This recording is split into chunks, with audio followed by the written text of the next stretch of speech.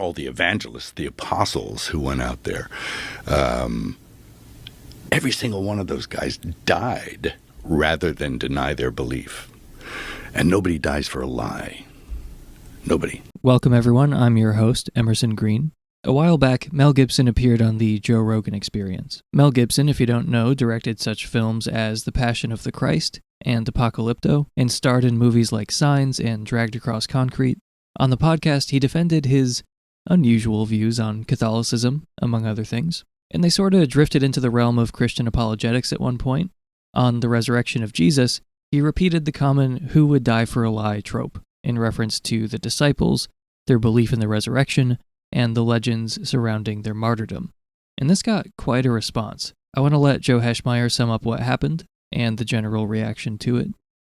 First, what I think he nails. I think he boldly proclaims the gospel about the life, death, and resurrection of Jesus Christ in an easy-to-understand sort of 30-second soundbite. All the evangelists, the apostles who went out there, every single one of those guys died rather than deny their belief. And nobody dies for a lie.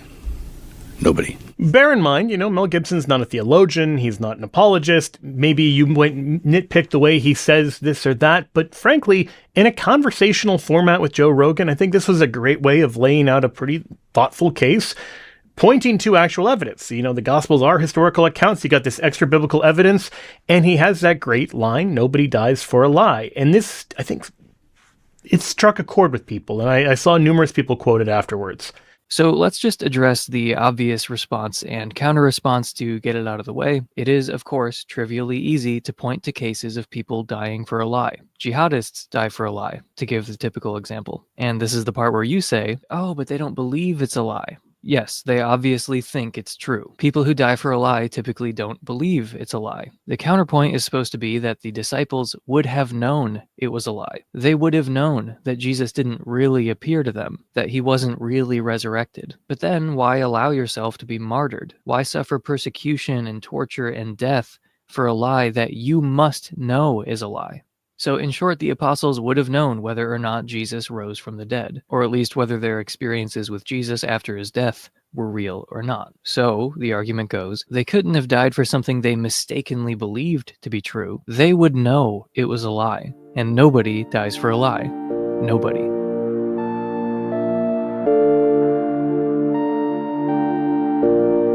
First off, it's disputed that all the disciples were martyred for their belief in the resurrection. Their martyrdom, and crucially the reasons for their martyrdom, are not as well supported as apologists would lead you to believe.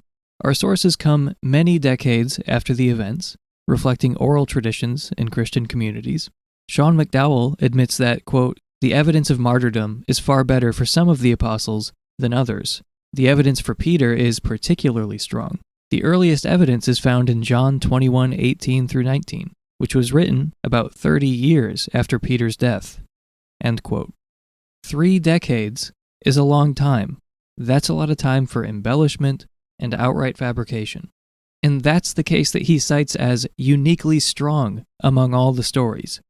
Some accounts come a century or 2, or 3, after the supposed events. Doesn't mean it didn't happen, just means we don't know. It's more of an undercutting defeater, rather than a rebutting defeater. So these stories, in addition to being very far removed from the events, are recounted to us by non-eyewitnesses who are repeating oral traditions. They also show signs of embellishment and legendary elements.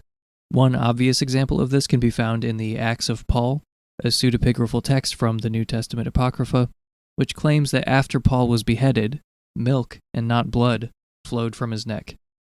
Quote, Nero sent to see if Paul were already beheaded, and yet they found him alive. Then Paul stood with his face to the east, and lifted up his hands unto heaven, and prayed a long time. And in his prayer he conversed in the Hebrew tongue with the fathers, and then stretched forth his neck without speaking. And when the executioner struck off his head, milk spurted upon the cloak of the soldier. And the soldier and all that were there present when they saw it marveled and glorified God, which had given such glory unto Paul. And they went and told Caesar what was done. This book was treated as scripture by some early Christians. Of course, it eventually ended up outside the New Testament canon, The same goes for the Acts of Peter, which did not make it into the New Testament canon, but is the first record we have of the story of Peter being crucified upside down, which I've heard repeated as a fact countless times. And it turns out the famous reason given for his inverted crucifixion isn't given until later, in the 4th century, when Jerome claims it was because Peter thought himself unworthy to be executed in the same manner as Jesus. That reason was not in the earliest source. Anyway, there are other sources that claim that Paul was martyred, which doesn't seem far-fetched in itself. He died during the reign of Nero. But the Acts of Paul, like the other stories of martyrdom, draws from early Christian oral traditions, in this case, oral traditions of Paul's missionary work. Ultimately, that is what's being cited. I'm, let's say, skeptical that this is the most ironclad way of figuring out why beloved heroes in early Christian history actually died. I don't think I could say in good faith that I know how, for example, Andrew died. And even if you feel justified claiming that you know the when, the where, and the how, the why is going to be more difficult to establish in a case like this because it involves questions of human motivation and what the people involved were thinking. When, where, and how are going to be easier to establish historically, although even that leaves plenty of room for reasonable doubt. The why is obviously harder, but the why is crucial to the apologetic being deployed here. As I said, even if you feel justified claiming that you know the when, the where, and the how, establishing why they died, what they died for, involves questions of human motivation and what the people involved were thinking. Even if you trust these stories to establish the more straightforward historical facts, you're on shakier footing when it comes to the why, when it comes to what they died for. Did they die for their belief in the resurrection? Would it have mattered if they recanted? You're not going to get an answer to that question just by establishing that Paul was martyred. And a little footnote, while Christians were being killed back then, it should perhaps be noted that, as Candida Moss put it, quote, "On the Roman side, there is very little historical or archaeological evidence for the widespread persecution of Christians." End quote. So yes, Christian persecution was real, but perhaps a bit exaggerated by Christians. And for what it's worth, some of the most heinous things done to Christians in history were very often done by other Christians, burning them alive in public for theological infractions, or torturing them to death in other creative ways. You know who historically has carried out a lot of brutal persecution of Christians? Other Christians. Anyway, back to the main point. To say that the apostles died for their belief in the resurrection goes far beyond what we can know, even if we do trust these stories, after we've stripped them of their more legendary elements. Dr. Joshua Schlatterly has a succinct article on Bart Ehrman's website where he summarizes all the stories of martyrdom surrounding the apostles and how the stories came to us. After covering the evidence for the martyrdom of Peter, Andrew, James, son of Zebedee, John, son of Zebedee, Philip, Bartholomew/Nathaniel, Thomas, Matthew/Levi, James, son of Alphaeus, Thaddeus, Simon, and Paul, he concludes, quote, "The martyrdom stories of the apostles are steeped in myth. While the stories of Peter and Paul are easier to decipher, the rest are quite uncertain. Did the apostles die for their faith? Again, it's difficult to separate myth and fact in these stories. While it's always possible that they died as a result of their preaching, there's very little historical or archaeological evidence to either confirm or deny this." End quote. Those of us in the skeptical position here are not really rationally obligated to grant that it's definitely a historical fact that the apostles were martyred for their faith, let alone for their faith in the resurrection specifically.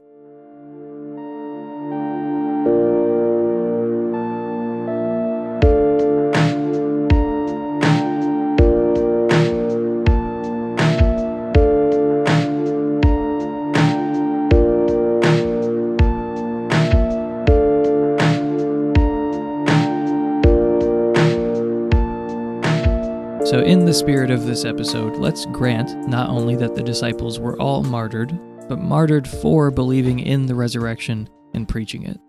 But they believe it's a lie. They don't really think Jesus rose from the dead. Personally, I think they probably did believe in the resurrection, and we'll get into that a bit later on. But for now, I want to grant what the apologist seems to think that I have to defend, which is that Jesus didn't rise from the dead, the disciples knew this, and yet still died for their faith. They seem to think this can't be done, so I want to outline two variations of a scenario in which this could actually happen. How to die for a lie, scenario 1. Say that someone who knows of you is being interrogated by the Romans for any reason.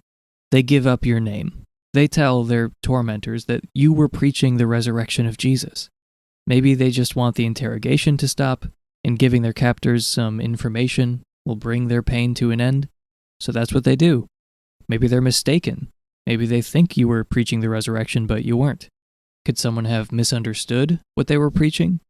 Could someone have misread or misremembered? Maybe they aren't sure it's true. Maybe they even know it's not true. In any case, it's a lie as far as you're concerned. You know it's not true. You don't believe in the resurrection. And you say as much, but you're arrested and interrogated all the same. You cave under torture. You tell them whatever they want to hear to get them to stop, just as many people do under that kind of duress. You say you're sorry, it'll never happen again, etc. You hope and pray for leniency, but the Romans are not a forgiving bunch. They're not Christians yet. You are executed for preaching the resurrection.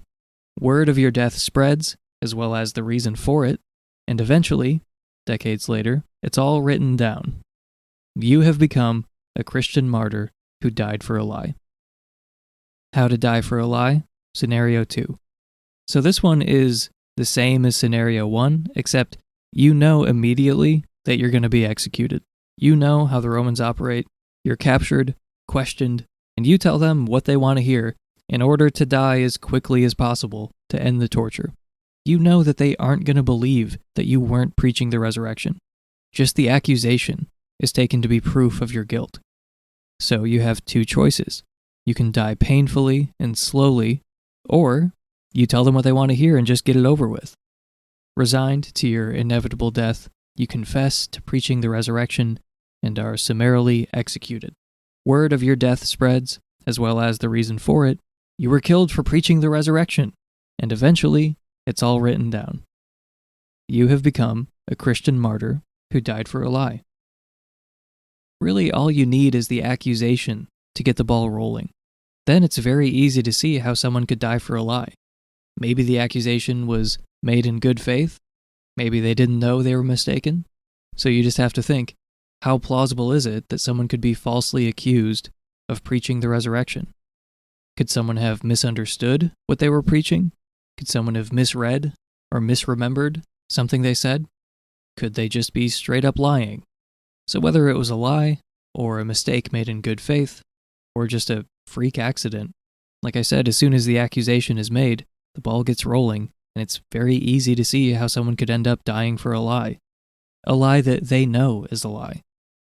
Imagine Peter or Andrew in one of these scenarios. I mean, would they just resist indefinitely? Would it even matter if they did? So yes, it is possible that the apostles died for a lie that they knew to be a lie.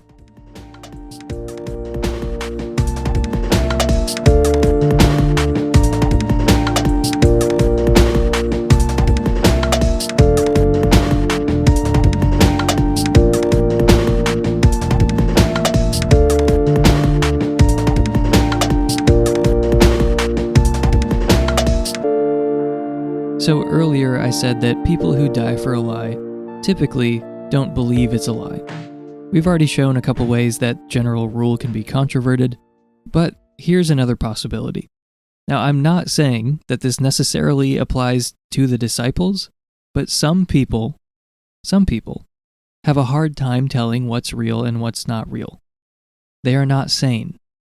And if we're closely examining this idea, nobody dies for a lie, with a fine-toothed comb, then I want to explore all the potential counterexamples to test it out, see how it fares.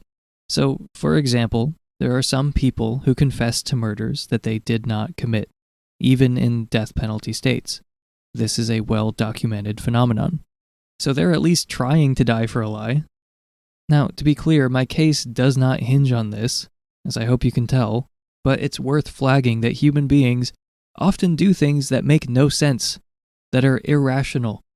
And when it comes to those confessions, I'm not sure if these people have a hard time telling what's real and what's not real, and therefore could believe themselves to be dying for the truth, even when they should know it's a lie, or if they do know on some level that it's not true, and yet are willing to die.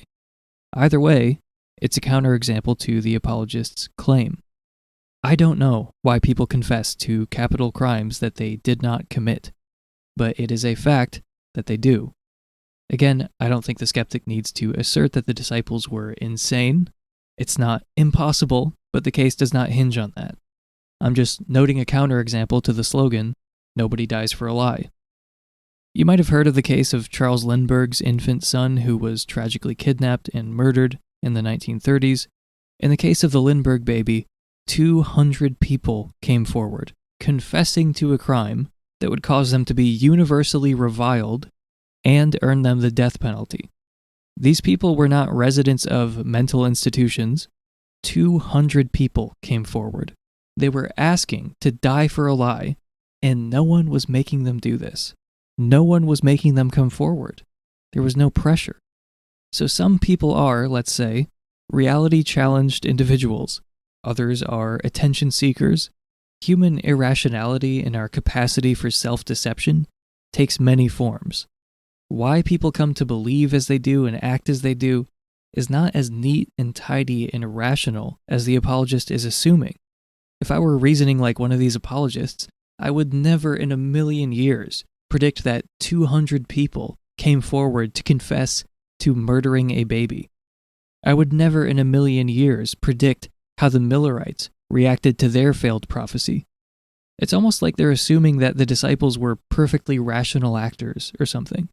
So if you aren't already familiar, I'm going to let Matthew Hartke sum up the story of the Millerites from a fantastic video on his channel about how cognitive dissonance could explain pivotal moments in early Christianity. Despite obvious and unequivocal disconfirmation, believers tend to respond to failed prophecy in ways that reaffirm their faith. That in itself is remarkable, and highly relevant to Christian origins, since Christian apologists often claim that if it wasn't for Jesus' actual resurrection, the disciples could not have maintained their faith in him as the Messiah after his death.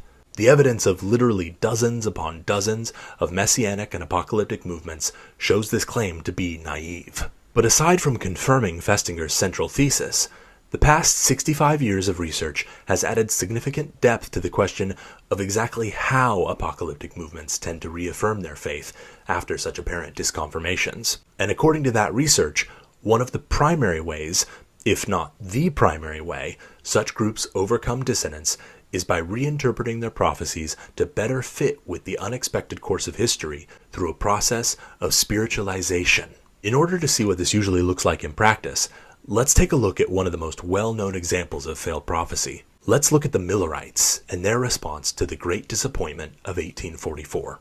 The Millerites were a group of Protestant Christians that emerged from the religious fervor of the Second Great Awakening with a shared conviction that Jesus must be returning very soon. Their leader, a Baptist preacher named William Miller, came to the conclusion from reading the book of Daniel that the second coming would occur sometime in 1843 or 1844. Miller shared his views widely throughout the 1830s and found a growing audience as the expected year drew nearer. And as Miller and his followers searched the scriptures, they eventually homed in on the precise day of Jesus' return. The Lord would descend from heaven and set up his eternal kingdom on October 22nd, 1844. Many Millerites were so committed to this date that they gave away most of their property. Farmers didn't bother planting crops for the next harvest. Business owners closed their businesses, and parents pulled their kids out of school. Some even gave away their houses or withdrew all their savings and laid it all on the altar of their local churches as a sign of their faith in Christ's imminent coming. But of course, October 22nd came and went, and to quote the scoffers of 2 Peter 3, all things continued as they have since the beginning of creation. And so the Millerites were left completely dejected. As one leader of the movement, a man named Hiram Edson, later wrote of that night, "Our fondest hopes and expectations were blasted, and such a spirit of weeping came over us as I never experienced before. It seemed that the loss of all earthly friends could have been no comparison. We wept and wept till the day dawn. Now, if we were to follow the common sense folk psychology of many Christian apologists, we'd expect that to spell the end of the Millerite movement. And in a sense, it was. The fact that they had rested their hopes on such a specific prediction, and that prediction was so unequivocally falsified, presented a huge stumbling block to their faith, and the movement simply couldn't continue like it had before. But as the French theologian Alfred Louisi once wrote, faith has a way of procuring for herself all the illusions she needs for the conservation of her present possessions and for her advance to further conquests. For many Millerites, the apparent non-event of October 22nd had the eventual and paradoxical effect of actually strengthening their commitment to the core beliefs of the movement. Somehow they found a way to absorb the shock of the Great Disappointment and transform their failed expectation into a surprising partial fulfillment. Here's what happened. The day after the Great Disappointment, after staying up all night weeping, Hiram Edson was walking through a cornfield to avoid the jeers of his unbelieving neighbors when he had what he described as a vision in which he was given a revelation from heaven. The message of the vision, according to Edson, was that Christ had not failed to fulfill his promise, but that the Millerites had simply misunderstood a key point of the prophecy. They had assumed that Christ was coming to the earth, but one of the foundational texts of the movement, Daniel 8:14, referred to the cleansing of the sanctuary, and Edson now understood that the sanctuary referred not to an earthly sanctuary, but to the heavenly sanctuary. After all, didn't the New Testament teach that the sanctuary in Jerusalem was a mere shadow and copy of the eternal sanctuary in heaven? So instead of Christ returning to earth on October 22nd, 1844, that date marked the moment when he, as the great high priest, entered the most holy place of the heavenly sanctuary in preparation for his return to earth. Thus, the apparent non-fulfillment was, for those with eyes to see, actually a powerful partial fulfillment and a guarantee of their future hope. Soon after Edson's experience, a woman named Ellen Harmon had a series of visions which she and many other Millerites took to confirm the heavenly sanctuary idea. Harmon is better known now by her married name, Ellen G. White, the founder and prophet of Seventh-day Adventism. Today there are over 25 million Seventh-day Adventists in over 200 countries, making it one of the most widespread Protestant denominations, and the doctrine of Christ's heavenly coming in 1844 has been a central pillar of their theology for over 150 years. It's almost impossible to overemphasize how typical this story is. What happened with the Millerites is what happens time and time again in apocalyptic movements after the failure of their expectations. While it's not the only way that such groups respond to dissonance, it is one of the primary ways. The religious historian J. Gordon Melton summarizes this response perfectly in his influential 1985 study of apocalyptic movements. According to Melton, whenever a prophecy fails, groups consistently engage in one activity. They reconceptualize the prophecy in such a way that the element of failure, particularly the failure of the divine to perform as promised, is removed. While a group may temporarily assume an error in timing, the ultimate and more permanent reconceptualization is most frequently accomplished through a process of spiritualization. The prophesied event is reinterpreted in such a way that what was supposed to have been a visible, verifiable occurrence is seen to have been, in reality, an invisible, spiritual occurrence. The event occurred as predicted, only on a spiritual level. So I'm going to link that full video in the description because it really is fascinating. It's actually kind of my preferred account of what happened in early Christianity to kick things off. So we've given a few counterexamples to undermine "nobody dies for a lie." A slogan like that sounds compelling until you dig into the actual evidence and the human condition. The disciples might have died for their faith. Either way, this argument doesn't hold up under scrutiny. Thank you for listening. I've been Emerson Green, and I'll see you next time.